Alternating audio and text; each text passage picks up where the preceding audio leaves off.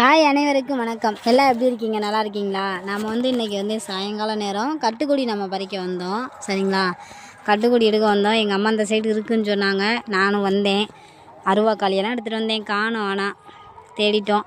இன்னொரு இடத்துல இருக்குது. நான் அங்கேயாச்சும் கிடைக்கும்னு நினைக்கிறேன். அங்கே போய் பறிக்கும்போது நான் உங்களுக்கு காட்டுறேன் வாங்க. இது என்ன மரம் அப்படின்னா கிலுவ மரம். இது எதுக்கு பயன்படும் அப்படின்னா, வாய் புண்ணாச்சு, தொண்டை எரிச்சலாக இருக்குது, நெஞ்செல்லாம் எரியுது, இந்த சரியாக சாப்பிட முடியல அப்படின்னா இந்த கீரையை நம்ம உணவாக எடுத்துக்கிட்டோம் அப்படின்னா அந்த குடலில் வர்ற புண் பிரச்சனை எதுவுமே வராதுங்க. கொடிதான் காட்டுறோம். நான் இங்கே பாருங்கள், கொடியானான் இருக்குது. இந்த பாம்பு மாதிரியே இருக்கும் பார்த்தா.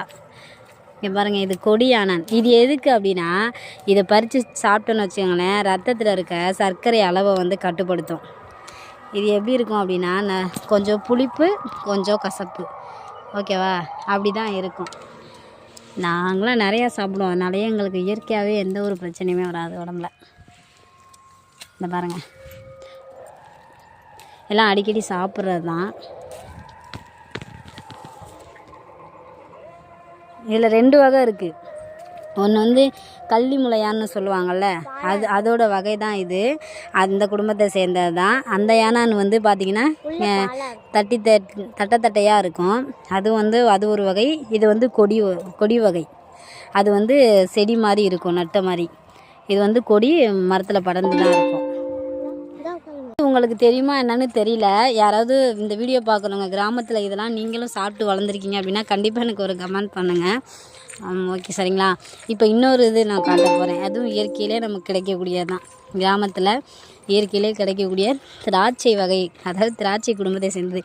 இது பார்த்திங்கன்னா இங்கே பாருங்கள், இது எப்போல்லாம் காய்க்கும் தெரியுமாங்க? மழை காலத்தில் மட்டும்தான்.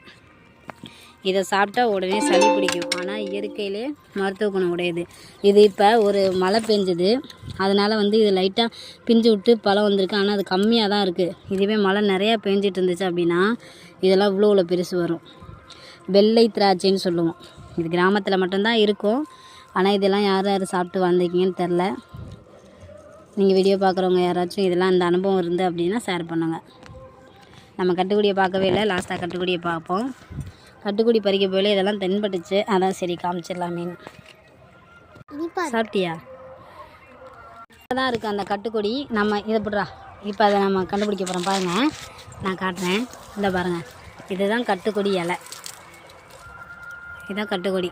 கட்டுக்கொடியில் 2 வகை இருக்குது, சிறுசு பெருசு. பெருங்கட்டுக்கொடி, சிறுங்கட்டுக்கொடி. இதில் நம்ம இப்போ பெரிய கட்டுக்கொடி தான் பிடுங்க போகிறோம். இதுதான் கட்டுக்கொடி இலையில். இதுக்குள்ளே இது இந்த செடியிலேருந்து அந்த செடியை நம்ம தேடி அந்த கொடியை கண்டுபிடிச்சி பறிக்கணும்.